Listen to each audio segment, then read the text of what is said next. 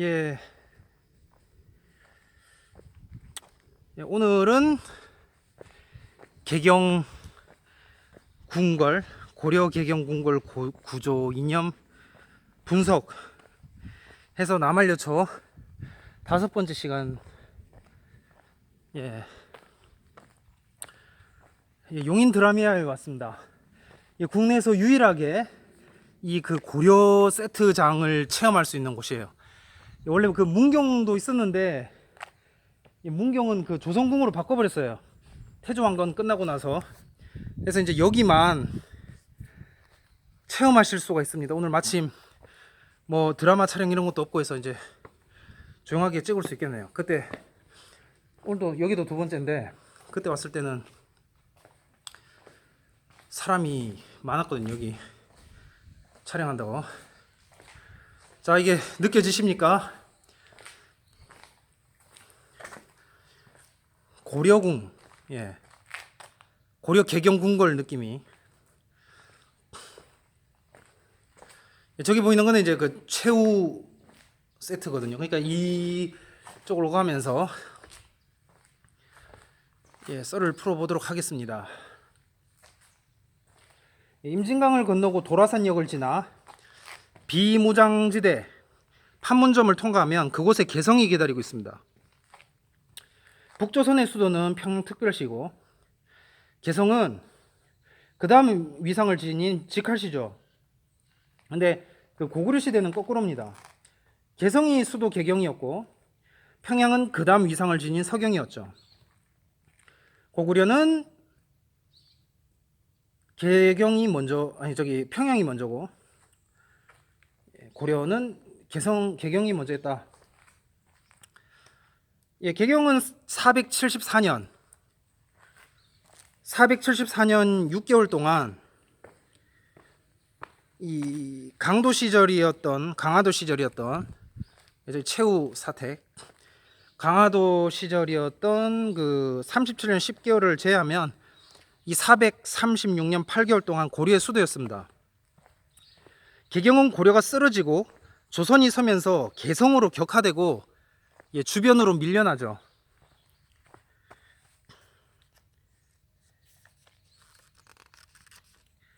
남북에서 고려 중심 궁궐을 이 만월대라고 부르는데 정작 고려 당시 기록이나 고려 왕조 실록을 바탕으로 한 고려 사전료에는 그러한 이름이 등장하지 않습니다. 만월대라는 이름은 조선시대 이후의 것이고요. 개경은 고려가 망하고 조선이 한양으로 천도한 뒤에 개성으로 개편이 됩니다.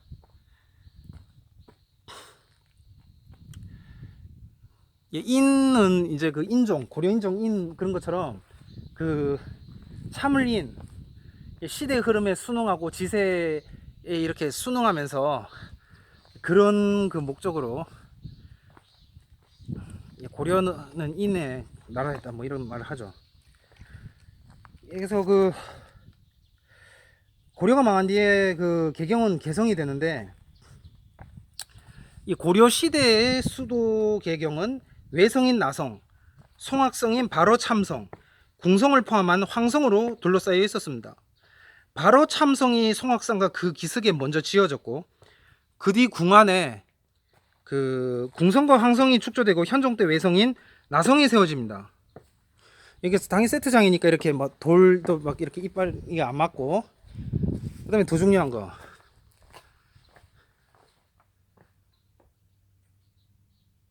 내부는 조선이에요. 그러니까 밖에서 이렇게 그냥 이렇게 위주로 하겠습니다.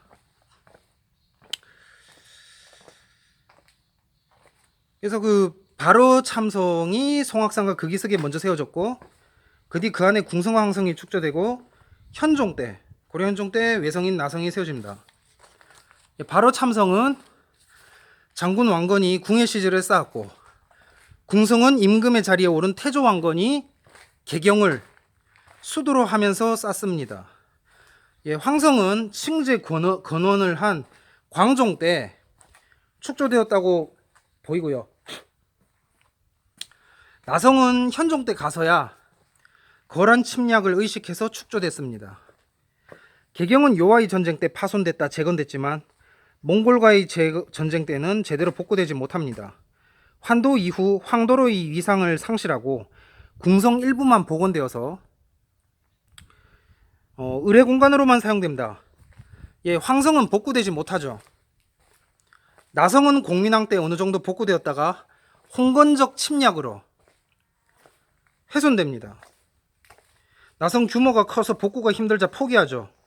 예, 우왕 때부터 그래서 내성이 쌓여졌는데 예, 조선 초에 완성을 봅니다.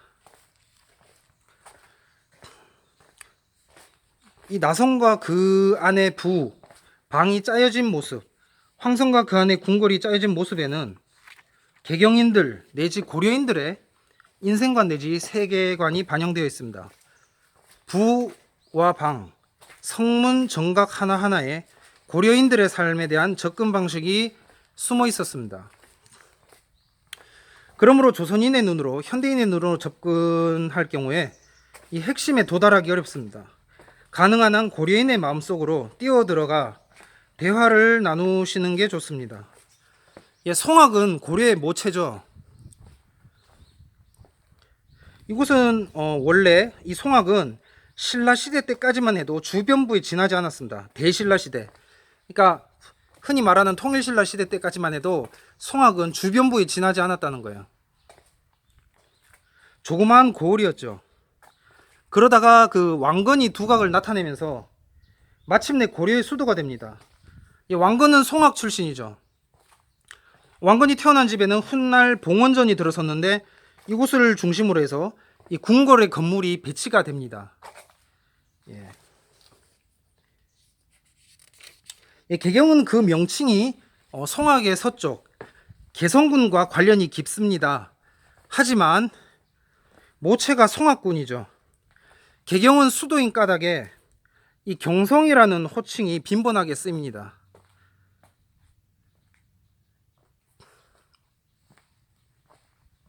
예, 개경은 청경 내지 재경으로도 불렸습니다.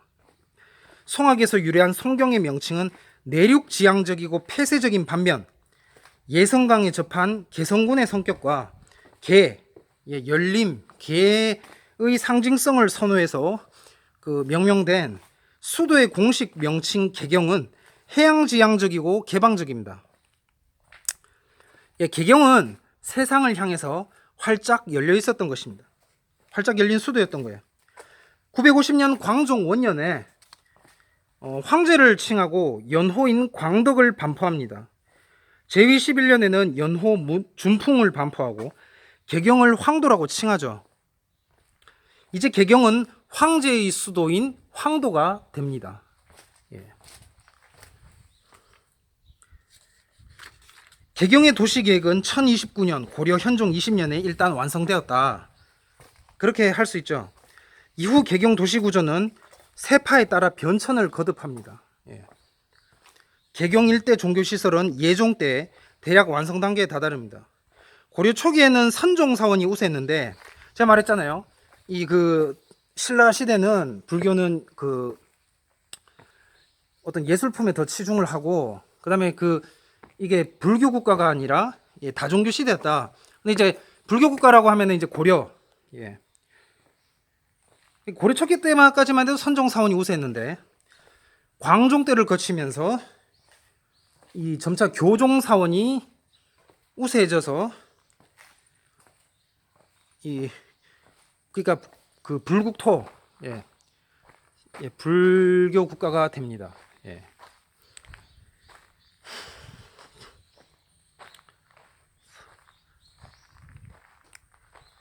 고려의 양대 행사라고 했을 때는 그 연등해야 팔간해죠.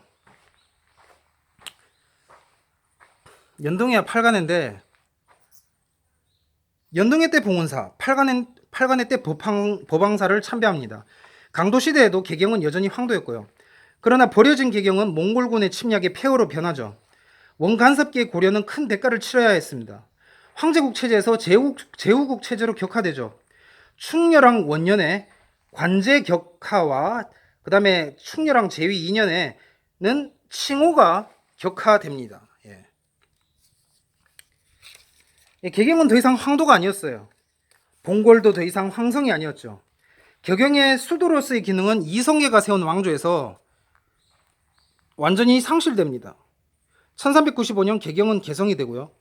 그리고 지금까지도 개성으로 불리고 있습니다. 개경의 구조는 송악 정상과 궁성, 황성을 1차적인 기준으로 해서 바라본 고려시대 사람들의 인식의 바탕에 파악을 해야 됩니다. 고려가 망한 이후에 사람들이 개성 도심에서 바라보면서 많은 오류가 발생하죠. 개경의 구조는 개성이 아니고 개경의 입장에서 조망을 해야 됩니다. 재편집된 조선의 눈은 개성 중심부의 기준을 둬서 방위를 파악했어요. 예, 이 개경 황궁은 고려 황궁은 오늘날 개성 중심부를 기준으로 했을 때 북서쪽에 있거든요. 예, 산기슭에 있다고요. 더 있는데 이제 개성 중심부 오늘 말하면 뭐 서울로 치면 종로나 아니면 좀 더 내려와서 뭐 용산이나 예, 도심부, 중구, 서울 중구 이런 뭐 개성으로 치면 뭐 개성 중구 예, 그런 데 관점에서 봤을 때는 이제 북서쪽에 산기슭에 있다는 거죠. 황궁이. 그러니까 개성 중심부 관점에서 보니까 이제 조선 때 예, 왜냐면 미리 얘기해 주지만 이제 마지막 우왕 때부터 이제 수창궁의 정궁이 되는데 예, 수창궁이 이제 개성 중심부에 따로 궐 밖에 있는 그게 되거든요. 그러니까 거기에 있는 거거든요. 그렇게 되는 겁니다.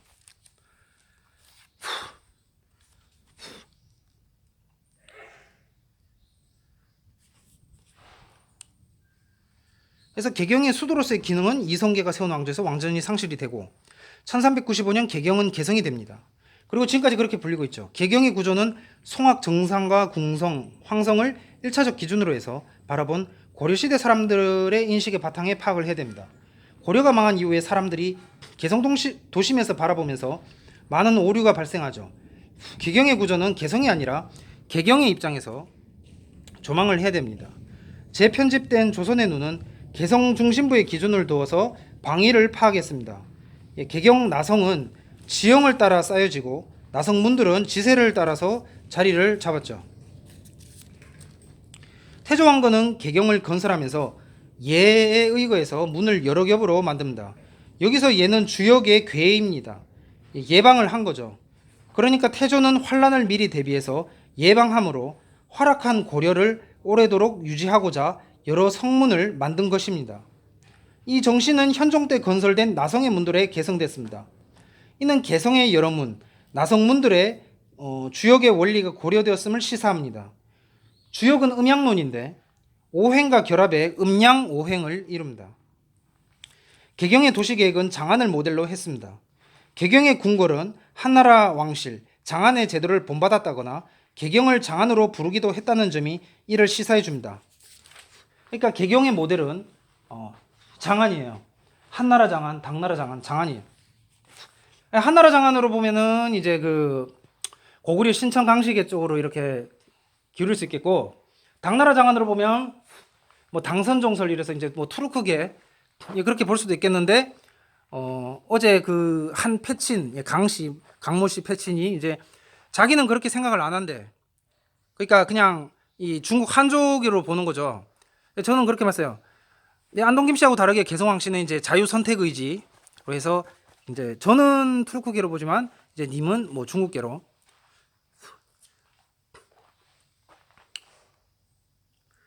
나성이 건설된 초기에는 금운의 명칭이 방면이나 시설물의 영향을 많이 받았어요.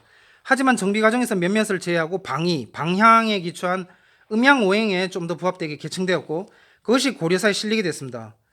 고려는 아직은 귀족 국가 성격을 가지고 있던 국가입니다. 귀족 국가 성격을 가지고 있던 국가입니다. 예. 자꾸 이제 고려 그러니까 세트장 고려 이거 찾기가 힘들어요. 예. 자꾸 이제 없어버리고 다 조선으로 바꾸는 바람에 그래서 마지막 남은 이곳에 왔습니다. 예.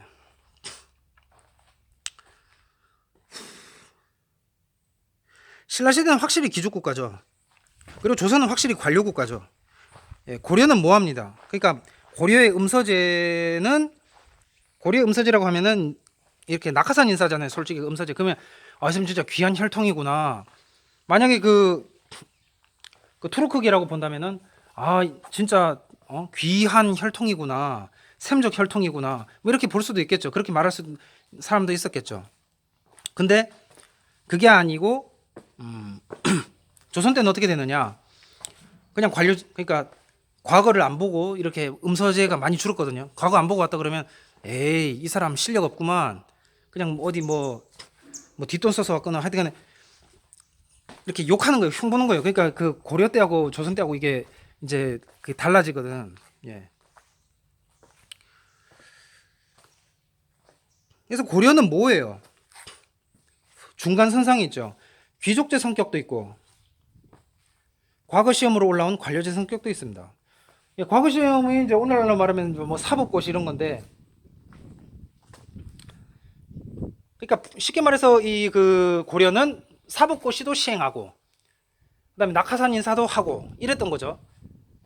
신라 시대 때는 그냥 낙하산 인사, 조선 때는 그냥 과거 시험. 예, 그냥 과거 시험이라고 해서 과거 시험만 친 건 아니에요.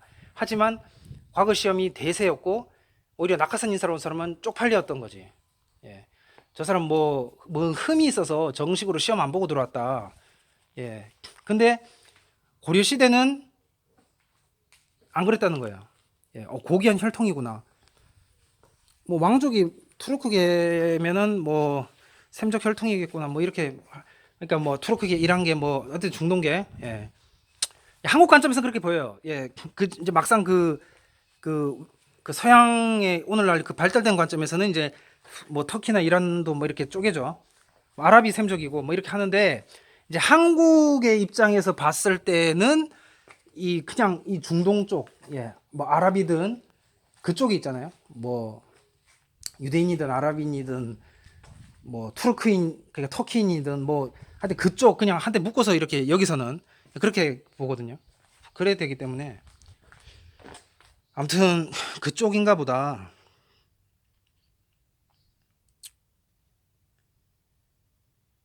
해서 두 가지가 혼재하기 때문에 재밌는 나라가 고려입니다. 예, 제추회의는 이제 귀족제 성격이죠. 예, 조선시대 정신은 아니고. 그래서 이제 그 개경의 오부방리의 구조를 밝히는 일은 개경인들의 생활사를 이해하고 고려 사회를 아는 데 도움이 됩니다.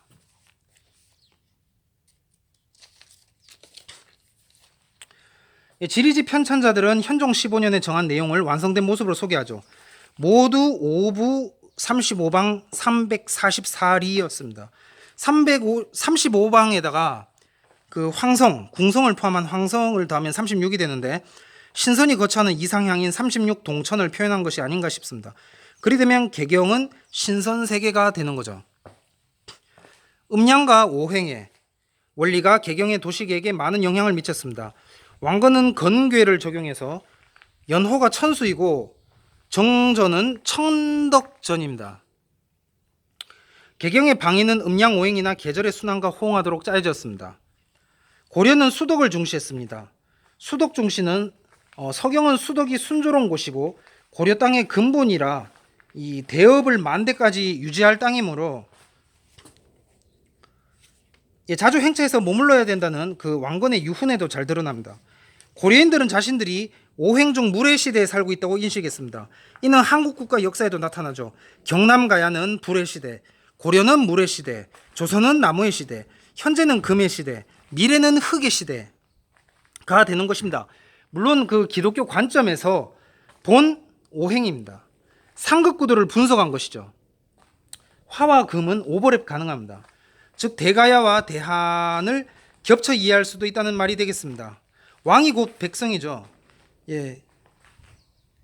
물의 시대는 노년을 말합니다. 애늙은이, 원로, 자문기구, 예, 이게 이제 물에 어울리고요. 나무 시대는 신화 시대입니다. 예, 신진 사대부 유교 정치가 여기 해당하죠. 예, 그 나무 시대는 민주주의 시대가 아닙니다. 예, 오해하시면 안 되고요. 예, 신화 시대입니다. 사대부 유교 정치, 귀족도 아니죠. 예, 뭐 혈통 중심, 이 뭐 권문세족처럼 뭐 그런 그게 아니죠. 과거제를 통해서 누구나 과거제를 통해서 이 올라온 사람, 그 올라온 사람끼리 자기들끼리 이제 팔을 만드는 거예요. 그러니까 다르죠. 쉽게 말하면 그렇다는 거예요. 예. 그리고 현재는 금의 시대로 자본주의 시대입니다. 다 부질없더라. 정리하고 완결하는 시기입니다. 끝으로 흑의 시대. 모든 건 흑으로 돌아간다. 최고 위치에서 정지 상태. 더 이상 성장은 없습니다. 흑은 인간의 고향이죠. 중동 사막 또 흑이죠. 이 시기는 천년기로 불의 시대 같이 각국의 왕의 시대가 아니라, 불의 시대는 한국은 한국의 왕의 시대잖아요. 중국은 중국의 왕의 시대고, 그게 아니라 세계의 왕의 시대입니다. 오직 한 분, 세계 왕의 시대. 이게 세계 왕의 시대가 흑의 시대. 그러니까 불의 시대는 경남 시대, 물의 시대는 경기 충청 시대, 나무의 시대는 함경도 시대. 이성계가 함경도 사람이죠. 명태조의 국호를 물을 때도 화령이냐 조선이냐, 화령이 함경도 그 지방 그 지역의 지명이죠. 이성계 고향입니다. 그래서 화령이냐 조선이냐 명태조 주원장이 물었죠. 그래서 태조 주원장이 이제 조선으로 하라고 해서 조선이 된 거죠.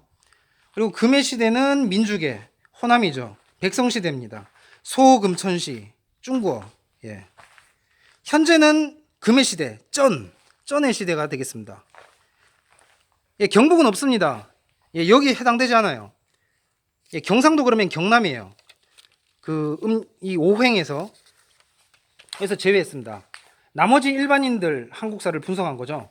유대인을 제외한 일반인간 한국 국가사 구도입니다. 가야, 고려, 조선, 현재, 그리고 미래 천년기. 경북을 굳이 넣자면 흑의 시대에 해당이 되겠네요. 뭐 어차피 예수 육체재림은 아니니까 영적 오심은 기존 메터리얼 갖고도 쓰곤 하죠. 아무튼 오행이 제대로 순환을 해야 이제 가을에 좋은 법이다. 고려궁궐 얘기를 다시 해봅시다. 고려궁궐은 개경 송악산 남쪽 기슭 명당에 자리 잡은 대궐이었습니다. 이 대궐은 밖은 황성으로 안은 궁성으로 둘러싸여 있었죠. 황성은 대궐을 둘러싼 성을 가리키고 대궐 자체를 뜻합니다. 그 중에 국왕을 위한 정각이 집중적으로 배치된 공간이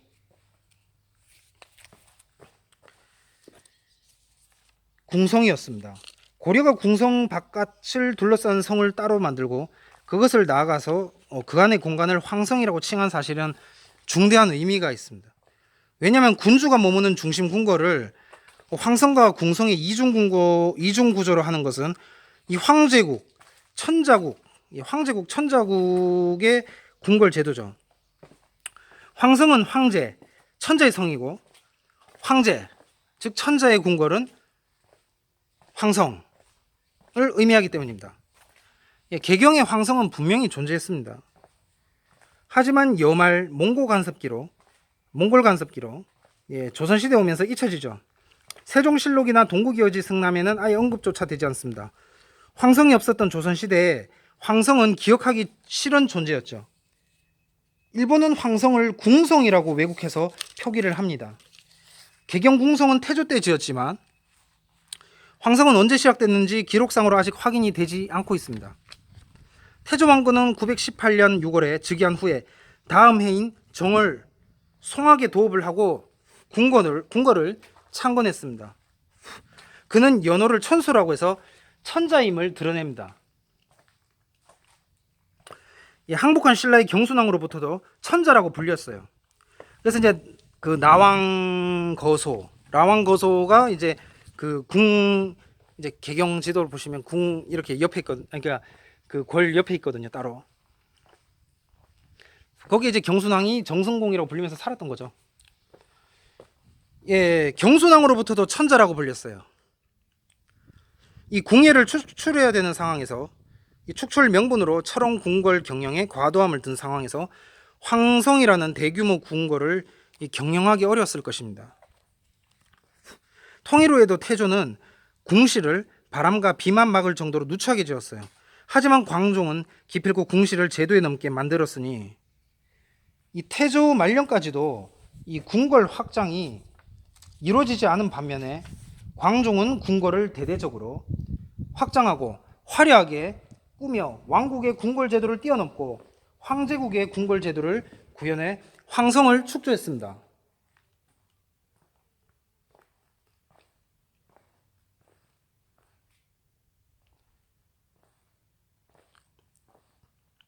광종은 제11년인 960년 3월에 개경을 황도로 개칭합니다.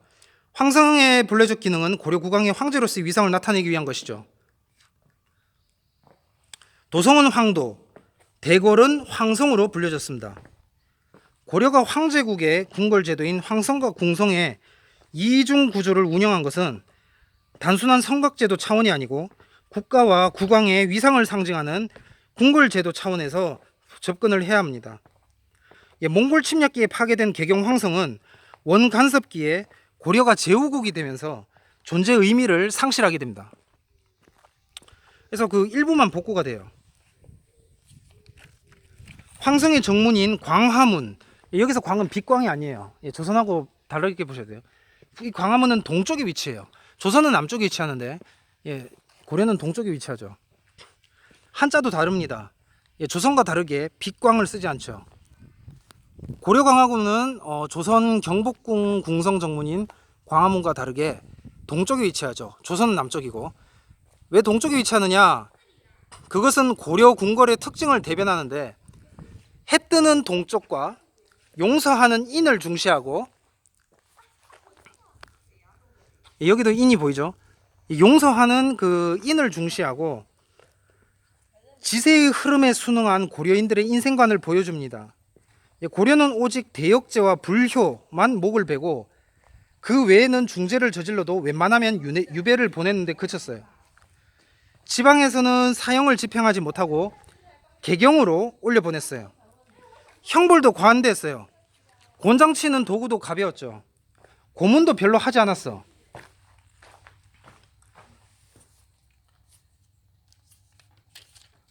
그래서 판결이 내려지지 못해 세월을 질질 끌기도 했죠. 일정한 돈을 지불하면 석방되는 경우도 많았습니다. 죄인들은 매해 8월 정기사면으로 풀려나는 경우도 많았죠. 유배자들도 세월이 어느 정도 흐르면 용서를 받았습니다. 이처럼 관대한 형벌 요인은 고려인들의 인에서 찾을 수 있습니다. 참을인. 이 느슨하다는 점은 비잔틴과 흡사합니다. 이단 척결도 잘 하지 않았죠. 이 점은 스페인이나 로마와의 차이입니다. 고려가 비잔틴과 유사합니다. 유럽 국가 중에선. 물론 그 비유대인 비잔틴 왕조에다 대면 맞겠네요. 뭐 일대 콘스탄틴이라든지 아니면 또 뭐죠 마케도니아 왕조라든지 뭐 그런 비잔틴 왕조에다 대면 맞겠어요. 비유대인 비잔틴 왕조. 비잔틴 왕조 중에 거의가 다 비유대인 비잔틴 왕조죠. 해양 국가라는 점도 그렇습니다. 비슷하죠. 황성의 구조와 문 배치는 이 물의 흐름과도 일정한 관련이 있습니다. 이 개경에서 물의 중심은 황성 일대에서 남유하는 백천과 십자거리, 개성의 중심부에 있는 십자거리 부근을 동요하는 남쪽 시내인 오천으로 이루어졌다고 봅니다. 이는 음양의 조화를 상징한 게 아닌가 싶습니다. 건화문 넘어 동쪽 광명사가 들어서는 지역은 왕건의 선대인 강춘과 왕건의 조부 작재건이 거처한 고려 황실의 신성공간이며 특히 이곳 우물은 왕건의 조모인 용녀가 서해의 영궁을 드나들던 곳이라는 전설이 깃들어 있습니다. 왕건은 왕위에 오른 후 강충, 작재건, 용건의 거처지를 기념해서 절을 건립하고 광명사라고 합니다. 건화문과 강화문이 광명천을 통해서 연결된다는 것은 금성이 새벽 무렵 동방에 떠 계명성이라고 불리는 것과 관련되리라고 봅니다. 천지음양의 조화가 건화문에 광명천을 흘러서 만물이 광화하도록 만드는 구조였다고 하겠습니다. 강화문은 그 황성문만 아니고 모든 성문 중에 으뜸이었습니다. 다만 정전인 회경전 정문 신봉문과 교류만 했죠. 황성과 궁성화는 음양이 조화된 이상세계를 이룹니다. 광화문은 동문이에요. 광화문은 정문이고 다른 문을 지배하면서 음양을 조화시킵니다. 공식적 출입은 동문이었던 광화문을 통해서 이루어집니다. 궁궐은 군주가 거처하고 생활하면서 정무를 처리하는 공간이죠. 궁궐은 궁과 거래 합성어입니다. 궁과 거래 차이. 송악산 궁궐 전체를 적어도 황성 시절에는 궁이라고 하지 않고 골이라고 했습니다. 송악 대궐이 아닌 이궁 내지 별궁은 주로 궁으로 불립니다. 궁궐은 송악 대궐은 물론 별궁들을 포괄하는 용어로 쓰지만 송악 대궐을 말하는 경우가 많아서 주의해야 됩니다. 태조 왕건이 건설한 이래 조정이 거주하며 정사를 펴온 송악산 대궐이 모든 궁궐을 대표하는 궁궐입니다. 이 태조 왕건이 송악에 도읍할 때 궁원의 호칭은 최언이가 지은 것이에요. 천자의 덕을 구현한 천덕전, 천덕전 내지 건덕전은 회경전 창건 이전까지 유일한 정전입니다. 이 천덕전, 신덕전, 상정전, 중광전 등의 명칭은 바로 이 최언이가 명명한 것입니다. 예, 중광전은 그 태양 내지 부처 광명서에서 유래하죠. 부처의 광명에서 유래하는데 고려국왕의 권위를 상징합니다. 중광전을 개칭한 게 강원전이고 국왕 대부분은 강원 여기서 즉위했는데 이 강안전이라는 것은 유교 색채죠. 김부식은 묘청이 거슬렸던 것입니다.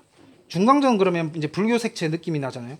해서 편전 분위기에 맞게 강안전, 예, 유교 느낌으로 불교 느낌 중광전에서 유교 느낌 강안전으로 이름을 바꾼다는 거죠. 아무튼 이런 그 수많은 전들의 명칭은 이제 그 최언이가 지은 것입니다. 예. 그러니까 조선의 경복궁 그러면 이제 정도전이고 이 고려 황궁은 최언이에요. 그러니까 고려 황궁은 최언이가 경주 출신인데 뭐 경주 최씨인지는 모르겠어. 어쨌든 간에 그 고려 황궁은 최씨가 설계한 거고 뭐 좀 성급하게 결론 내려보자면 고려 황궁은 최씨가 그리고 이제 조선은 이제 정씨가 뭐 이렇게 되는 거죠. 뭐 김이박 최정에 딱 구도가 맞는지 모르겠는데 아무튼 그 최언이는 경주 출신이에요. 왕건이 개국하자 신라를 떠나서 고려 신하가 됩니다. 최언이는 고려 내지 사만, 예, 사만 우리나라죠. 한국, 예, 우리나라라고 하면 곤란하다. 사만 그러면 여기 대한민국의 대한, 예, 사만이죠. 고려 내지 사만에 대한 애정과 자긍심이 지극했습니다. 태조 때 궁원에 이르면은 그 최언이의 고전에 대한 해박한 지식과 사만에 대한 자긍심이 그리고 궁예를 축출해 왕위에 오른 정변을 합리화하고 사만 통일의 의지를 천하에 보여주려는 태조 왕건의 뜻이 담겨 있습니다. 이러한 송악대궐은 조선시대 개념으로는 법궁 내지 정궁이라 불러대지만 예, 고려시대에는 어울리지 않습니다. 예, 굳이 그러한 개념을 쓴다면 정궐이라고 해야 될 것입니다. 예, 고려 후기는 송악대궐이 본궐로 자주 나타나므로 예, 본궐로 칭하면 됩니다. 예, 송악대궐 내지 본궐이 아닌 그 다른 궁들은 이궁 내지 별궁이었습니다. 예, 별궁과 이궁은 예, 별 차이 없이 사용된 듯한데요.